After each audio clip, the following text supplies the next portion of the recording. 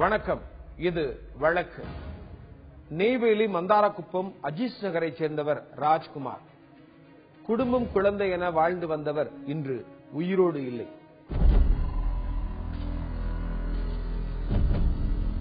கடந்த 17ஆம் தேதி நெய்வேலி NLC நிறுவனத்தின் 2வது வாயிலில் பெரும் பதற்றம் நிலவியது. சற்று நேரத்திற்கு முன்புதான் ராஜ்குமார் என்ற ஒப்பந்த ஊழியர் ஒருவர் மூளை சிதற சுட்டுக் கொல்லப்பட்டிருந்தார். அங்கே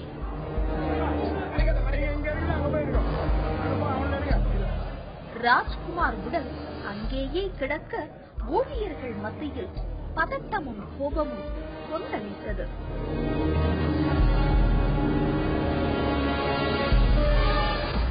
இவர்தான் நோமன். மத்திய தொழில் பாதுகாப்பு படை வீரரான இவருக்கும் ராஜ்குமாருக்கும் வாக்குவாதம் ஏற்பட்டுள்ளது. ராஜ்குமார் தனது நண்பரை பார்க்க அனுமதி கேட்டுள்ளார். நோமன் அதற்கு இந்தியில் மறுக்க, ராஜ்குமார் தமிழில் பேச ஒருவர் பேசுவது மற்றொருவருக்கு புரியாமல் போன நிலையில் நோமன் துப்பாக்கியால் ராஜ்குமாரை சுட்டதாக சொல்லப்படுகிறது.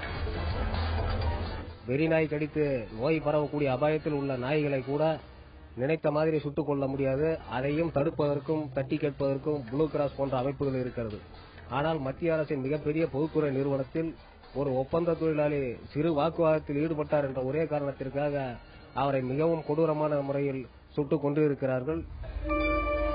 ஒரு அடி அடித்திருக்கலாமே, மாறாக வாக்குவாதத்தில் ஈடுபட்டதற்காக துப்பாக்கி சூடா என கொதித்து போனார்கள் ஊழியர்கள்.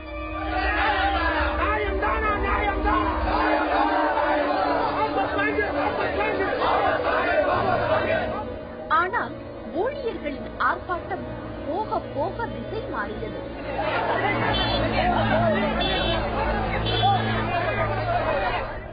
மத்திய தொழில் பாதுகாப்பு அலுவலகத்தினை தாக்க தொடங்கினர் அவர்கள்.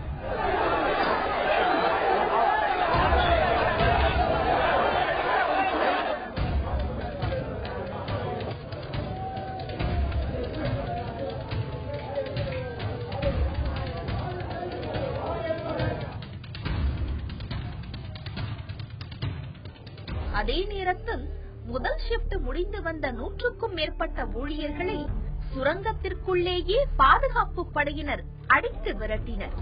இதனால் தொழிலாளர்களும் திருப்பி தாக்கினர்.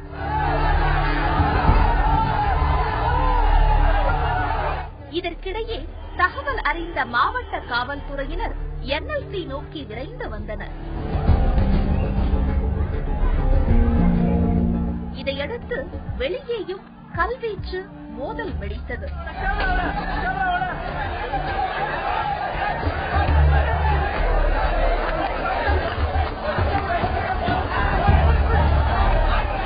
காவல்துறை தடியடியையும் கண்ணீர் புகையையும் பயன்படுத்த ஊழியர்கள் கற்களை காவல்துறை மீது வீசினர்.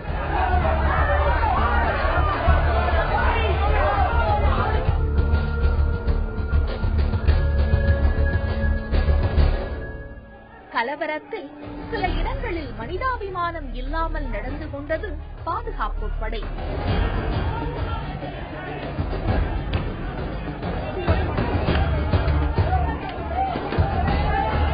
இந்த மோதலில் 40க்கும் மேற்பட்டோர் படுகாயம் அடைந்துள்ளனர். ராஜ்குமார் என்பவர் துப்பாக்கியால் சுடப்பட்டு இறந்தார். அதன் காரணமாக 2ஆம் சுரங்கத்திலே ஒரு மிகப்பெரிய கொந்தளிப்பான சூழ்நிலை. அதன் விளைவாக CSF தொழிலாளர்களை, முதல் பணிக்கு சென்ற தொழிலாளர்களை லட்டி சார்ஜ் செய்து 50க்கும் மேற்பட்ட தொழிலாளர்கள் இன்றைக்கு மருத்துவமனையிலே அனுமதிக்கப்பட்டு சிகிச்சை பெற்று வருகிறார்கள். அதிலே தொழிலாளர் முன்னேற்ற சங்கத்தினுடைய தலைவரும் ஒருவர். மாலையில் ஒரு வழியாக கலவரம் கட்டுக்குள் அடங்கியது. NLC வளாகத்திலும் வெளியேயும் கற்கள் சிதறி கிடந்தன. கோபம் தீராத சில காவலர்கள் அங்கிருந்த வாகனங்களை அடித்து நொறுக்கிக் கொண்டிருந்தனர். கலவரம் ஓய்ந்த நிலையில் ராஜ்குமார் கொல்லப்பட்டதை கண்டித்தும் தடியடி நடத்தியதன் மீது நடவடிக்கை எடுக்க கோரியும் என்ஐசி ஊழியர்கள் வேலை நிறுத்தத்தில் ஈடுபட்டனர்.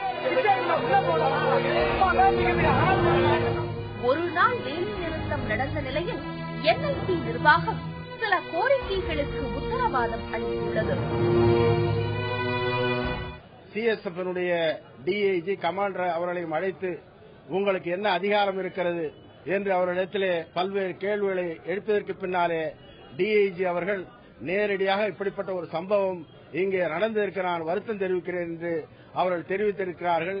எதிர்காலத்திலே வாயிலே நாங்கள் தமிழர்களை சிஎஸ்எஃப் தமிழர்களை அங்கே நாங்கள் பணிக்கு அமர்த்துகிறோம் என்று உத்தரவாதத்தை அளித்திருக்கிறார்கள். அந்த பாதிக்கப்பட்ட குடும்பத்திற்கு 5 லட்சம் ரூபாய் நிவாரணத் தொகையாகவும் அதை போலவே 50,000 ரூபாய் அவருடைய ஈம சடங்குக்கு பெற்று தந்திருக்கிறோம். அவருடைய துணைவியாருக்கு நிரந்தர வேலை வாய்ப்புக்கு நிர்வாகத்திடத்திலே இருந்து டைரக்டர் HR அவரிடத்திலே இருந்தும் அதிபர் அவரிடத்திலே இருந்தும் ஒரு உத்தரவாத கடிதத்தை பெற்றிருக்கிறோம். ராஜ்குமாரை சுட்டதாக நோமன் கைது செய்யப்பட்டுள்ளார். மேஜிஸ்ட்ரேட்டிடம் ஆஜர்படுத்தப்பட்ட அவர் உடனடியாக கடலூர் மத்திய சிறைக்கு கொண்டு செல்லப்பட்டார். வாக்குவாதத்திற்கு துப்பாக்கியை இவர் பயன்படுத்தியது நியாயம்தானா? இவரால் இறந்த ராஜ்குமாரின் குடும்பம் கதியற்று போகும் என்று ஏன் இவர் நினைத்து பார்க்கவில்லை? கடலூர் ITI நகரில் ராஜ்குமாரின் குடும்பம் ஓலை குடிசையில் வசிக்கிறது. ராஜ்குமாரின் தந்தை தானே புயலில் இறந்து போனதும் அவரது அண்ணன் சுரேஷ் விபத்தில் இறந்த சோகம் விலகாத நிலையில் ராஜாவின் சாவு ஆறாம் துயரத்தை இந்த குடும்பத்திற்கு அளித்துள்ளது. இத போல யாரையோ சுட்டு கொண்டுட்டாங்க செகண்ட் பெஞ்ச்ல வயசு பையனை, இந்த அஜித் பையன். யாருன்னு வெளியே பக்கத்துமா வந்து கேட்டேன். ராஜான்னாங்க. ராஜானா யாருங்கன்னு கேட்டேன். உன் தங்கச்சி பையன் தான் ராஜான்னாங்க. ஐயோ அவன் அங்க போவே மாட்டானே, அவனுக்கு அங்க வேலை இல்லைங்க தானே வீட்டுல இருந்தான், அவன் எப்படி போனான்னு நான் கேட்டேன். சொன்னேன். எல்லாம் என்ன பண்ணாங்க, அவனை வந்து 3 குண்டு 1 குண்டு சுட்டு மூளையே கீழே வந்துருச்சு, ரத்தத்தை வெள்ளத்தை மிதங்கனாங்க. எங்க வீட்டுக்காரங்க போயிருக்க மாட்டாரு, நான் எல்லாத்தையும் அடிச்சுதான் பேசினேன். நம்பிக்கை இல்லாம நான் திரும்பி போனேன். தூரம் வரைக்கும் போனேன். உங்க வீட்டுக்காரி இல்லைன்னா நான் திரும்பி வந்துட்டேன். திரும்பியும் வந்து எனக்கு செய்தி வந்துச்சு, இதே மாதிரி உங்க வீட்டுக்காரர் தாமா அப்படின்னு. எங்க பெரிய மாமியார் வீட்டுக்கு போன் வந்திருக்கு. எங்க பெரிய மாமியார் வந்து என்கிட்ட சொன்னோடனே நாங்க உடனே சம்பவ இடத்துக்கு போனோம். அங்க தகராறு நடந்துகிட்டு இருந்துச்சு. உடனே எட்டி தூரத்துல நாங்க இருந்த 2 குழந்தைங்களையும் வச்சுக்கிட்டு அதுக்கப்புறம் திரும்பி நாங்க ரிட்டர்ன் உள்ள போனா எங்க வீட்டுக்காரன்னு சொன்னோடனே போலீஸ் மூலமா நான் உள்ள போனேன். நோமன் செய்த காரியத்தால் ராஜ்குமாரின் குழந்தைகள் தந்தையில்லாத அனாதைகள் ஆகிவிட்டனர். என் குழந்தைக்கு முதல் குழந்தைக்கு 2.25 வயசு, சின்ன குழந்தைக்கு 8 மாசம் தான் ஆகுது. ரொம்ப மனசு கஷ்டமா இருக்கு. என் குடும்பத்துல உள்ள எல்லாரும் ரொம்ப நொந்து போயிட்டாங்க. அனாதையா நிக்கிறவங்க குடும்பமே இப்ப.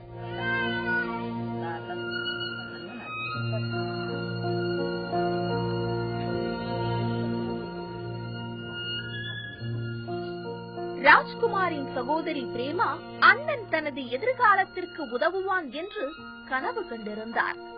அதுவும் பொய்த்து போனது. எங்க குடும்பத்தை பாத்துட்டு இருந்தது எங்க ஐயா எங்க கூட உயிரோடு இருக்கும்போது எங்களை பாத்துட்டு இருந்தாரு. இப்ப தானே புயலப்ப எங்க ஐயா இறந்துட்டாரு. எங்க ஐயா இறந்தது 2 வருஷத்துக்குள்ள எங்க சுரேஷ் அண்ணன் எங்களை பாத்துட்டு இருந்தாரு. எங்க சுரேஷ் அண்ணனும் இறந்துட்டாங்க ஆக்சிடென்ட்ல. அவர் இறந்ததுக்கு அப்புறம் 9 மாசம் ஆச்சு. அவர் இறந்து 9 மாசம் ஆயிடுச்சு. அதுக்குள்ள இன்னைக்கு எங்க ராஜாவை நாங்க இழந்துட்டோம், எங்க ராஜகுமார. இப்படி ஒரு குடும்பமே அனாதை போல் ஆக அந்த துப்பாக்கிச் சூடு சம்பவம் காரணமாகிவிட்டது. மன உளைச்சலில் நோமன் இந்த செயலை செய்தாரா அல்லது வேறு காரணமா என்பது விசாரணையில் இருக்கிறது. ராஜ்குமாருடைய மனைவி அளித்த புகாரின் பேரில் மத்திய தொழில் பாதுகாப்பு படை வீரர் மீது மந்தாரக்குப்பம் போலீசார் வழக்கு பதிவு செய்து அவரை கைது செய்துள்ளனர். அவர் மீது கொலை வழக்கு பதிவு செய்ய வேண்டும் என உறவினர்கள் கோரிக்கையும் விடுத்திருக்கிறார்கள். இந்த விவகாரம் தொடர்பாக ஏற்பட்ட கலவரத்தில் 44 பேர் கைதாகி இருக்கிறாங்க. துப்பாக்கி வைத்திருப்பது நிராயுதபாணிகளை சுடுவதற்கல்ல என்பதற்கு இந்த சம்பவம் ஒரு உதாரணம்.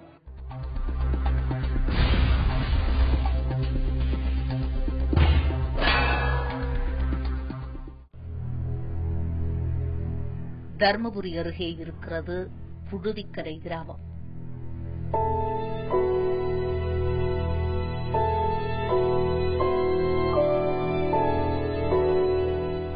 நானூறு குடும்பங்கள் வாழ்ந்தாலும் ஒருவர் மனதிலும் ஈரமில்லையா என கேட்கும் அளவுக்கு நடந்திருக்கிறது நாகம்மாளின் தற்கொலை சம்பவம்.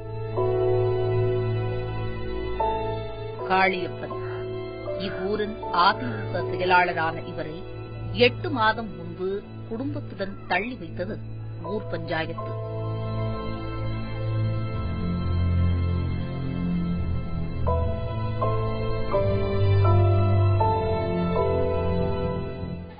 சரி, இந்த பையன் சின்ன பையன், குழந்தை பையன், ஒரு மிட்டாய் கேட்டா கூட கொடுக்கறதில்ல. எங்க பொம்பளைக்கு வெத்தலை பாக்கு போடுற பழக்கம் உண்டு. இங்க கடையில் தான் போய் வாங்கணும். இங்கிருந்து கம்பெனிலூர் போனாக்கள் 6 கிலோமீட்டர், இந்தான அரிகுளம் போனாக்கள் 5-6 கிலோமீட்டர் போக முடியாது, நடந்து போக முடியாது. ஆடு மேய்க்கிறது, ஏரி வேலைக்கு போற பொம்பளை. சரி, அப்புறமேல அங்க போயிட்டு வெத்தலை பாக்கு போய் ஆளுக்கு மேல பிள்ளைங்க ஸ்கூல் பிள்ளைங்களுக்கு அதுங்க கிட்ட கொடுத்து அனுப்புறது. கரையா போய் இந்த வெத்தலை எங்களுக்கு கொடுக்கறதில்ல, பாக்கு கொடுக்கறதில்ல, நீ போய் வாங்கி வந்து கொடுறான்னு சொல்லி அந்த பிள்ளைங்க கிட்ட கொடுத்தாக்கல. அந்த பிள்ளைங்க 2 நாளைக்கு ஒரு நாளைக்கு வாங்கி வந்து கொடுக்கறது. அதே ஜோட்டிய பாத்துன்னுட்டு இந்த ஊர்ல சில அயோகி பசங்க அதை பாத்துனே இருக்கிறத கூப்பிட்டு உங்களுக்கு தப்பு வச்சுக்கணும் அந்த பிள்ளைங்களை மிரட்டுறது. பெரிய ஆளுங்க யாரானா வாங்கி வந்து கொடுத்தா அவங்களே மிரட்டுறது. புழுதிக்கரையில் உள்ள மக்கள் தங்கள் தேவைகளுக்கு காவல்துறையை நாடுவது உண்டு. ஆனால் ஊரில் ஏற்படும் சிறு சிறு தகராறுகளுக்கு அபராதம் தொடங்கி ஊரை விட்டு ஒதுக்குதல் என தண்டனை விதிக்கிறார்கள். கட்ட பஞ்சாயத்தினுடைய சிஸ்டம் இந்த ஊர்ல எப்படி இருக்குதுன்னு கேட்டீங்கன்னா, 8 வட்டமா ஊரை பிரிச்சு அதுல இருக்கிற 2 லட்சம் 3 லட்சம் ரூபாய் சீட் போட்டு வச்சுக்கிறாங்க. சப்போஸ் யாரும் ஒருத்தன் கட்டுப்பட்டு அந்த தப்பை கொடுக்கலாம், அந்த சீட்ல இருந்து அந்த பணத்தை எடுத்து ஹேண்டல் பண்ணிடுவாங்க. திருப்பம் அந்த குடும்பம் ஏதாவது ஒரு சாமி காரியம் நல்லது கட்டது வரும்போது அந்த பணத்தை வசூல் பண்ணி அதுல போட்டுக்குவாங்க. அந்த சிஸ்டத்தை இந்த ஊர்ல உருவாக்கி வச்சுக்கிறாங்க. ஊராரின் கட்ட பஞ்சாயத்தில் சமீப காலமாக சிக்கிக் கொண்டது காளியப்பனின் குடும்பம்.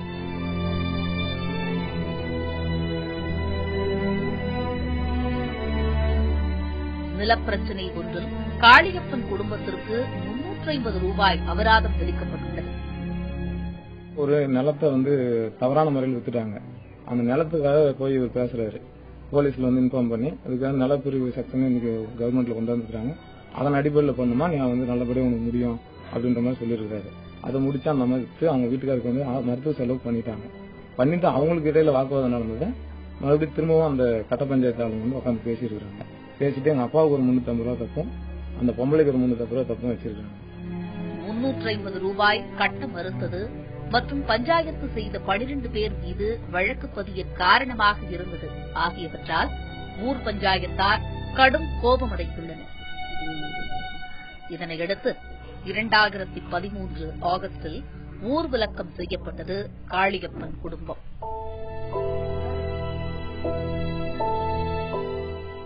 பன்னெண்டு பேர் ரிமாண்ட் பண்ணிட்டு நாளில இருந்து அவங்க பெயில் வந்ததுமே எங்களை ஊர்லயே யாரும் வாடி வழக்கம் வச்சுக்கூடாது, எதோடையும் தொடர்பு வச்சுக்கூடாது, அவங்களுக்கு சின்ன ஒரு கோயில்ல சாமி கும்பிடக்கூடாது, எதுவுமே பண்ணக்கூடாதுன்னு சொல்லிட்டு ஊரை விட்டு தள்ளி வச்சுட்டாங்க. காளியப்பன் குடும்பம் ஊர் விலக்கம் செய்யப்பட்டது நீண்ட நாட்களாக அமலில் இருந்தது. இதனால் பெரிதும் கவலைப்பட்டவர் காளியப்பனின் மனைவி நாகம்மாள். எங்க அம்மா மனசு உடஞ்சி போய் எங்க அப்பா கிட்ட கேட்டு இந்த மாதிரி எப்பதான் இது முடியும், எப்பதான் இது விடிவு காலம், அந்த ஊரோட ஒற்றுமையா தானே இந்த மாதிரி நீங்க கூட வெளியில வேலைக்கு போயிடுறீங்க, அங்க வரீங்க போறீங்க, எங்க ஒன்று போயிடுறீங்க, நான் இங்க பக்கம் இருக்கிறவங்ககிட்ட பேசாம செய்யாம ஏதோ ஒரு கஷ்டம் சோதனா கூட நான் சொல்லாம எப்படி முடியும் அப்படின்னு கேட்கும்போது எங்க அப்பாவும் சரி இப்ப பேசிக்கலாம், நான் ஒரு வாரம் கழிச்சு சொல்லிக்கிறாங்க அப்படி இப்படின்னு சொல்ற மாதிரி சொல்லி போயிட்டு இருக்காங்க. அவங்களுக்குள்ள வாக்குவாதம் நடந்தது. அடுத்த நாள் காலையில என்ன கேட்டுச்சாங்க, என்னடா இப்படியே விட்டு வச்சிருந்தா எப்படி எனக்கும் அவங்ககிட்ட பேசி நிறைய டைம் பேசி பார்த்தேன், யாரும் திருப்பி பேசுற மாதிரி தெரியல. சரி இதுமா பேசிக்கலாம் அப்படின்னு சொல்ற மாதிரி சொல்லிட்டு நானும் சூளகிரி பக்கம் நான் மெக்கானிக்கலா இருக்கேன், அதனால நான் போயிட்டேன்.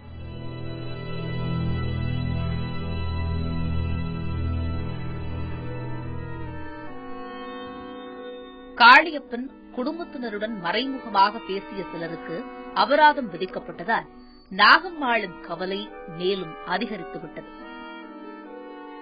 இதனையடுத்து அரளி விதையை அரைத்து குடித்து விட்டார் நாகம்மாள்.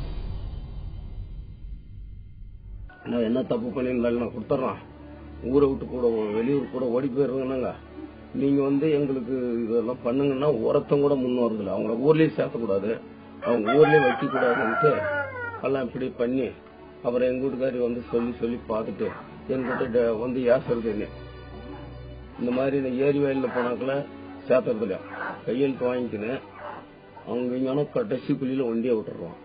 இவளோட பேசினாக்கல அந்த ஊர் பொம்பளைங்க பூரா தப்பு வச்சிருவாங்கன்னு யாருமே சேர்த்த மாட்டேன்ட்டாங்க. அப்புறம் இங்கேயும் இப்படி நமக்கு ஆம்படியா சொல்லியும் கேட்க மாட்டேன்றான், புள்ளிங்களும் இப்படி அப்படின்ட்டு பட்டியாச்சு.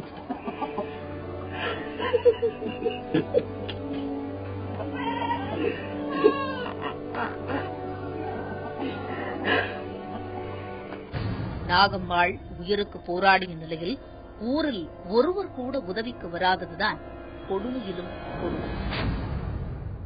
நைட்டு 7 மணிக்கு அந்த மாதிரி ரொம்ப முடியாம படுத்துட்டு இருக்காங்க. கிட்டத்தட்ட இந்த ஊர்ல ஒரு 150 பேர் சங்கம் நடத்திட்டு பொம்பளைங்க உட்காந்து பக்கத்துல யாருமே எழுந்து வந்தவங்களாம் இல்ல. அந்த மாதிரி 2 மணி நேரம் போராடிட்டு இருக்காங்க உயிருக்கு.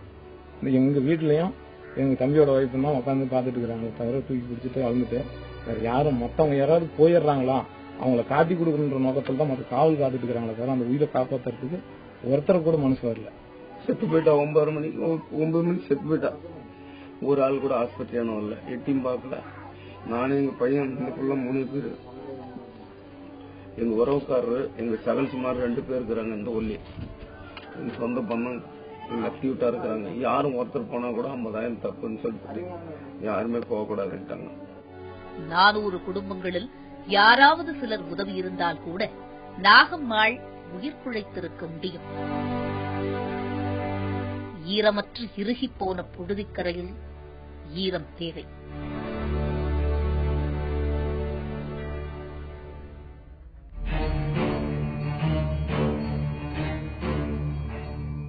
தமிழகம் மட்டுமல்ல, இந்தியா முழுவதும் விவாகரத்து அதிகரித்து வருகிறது.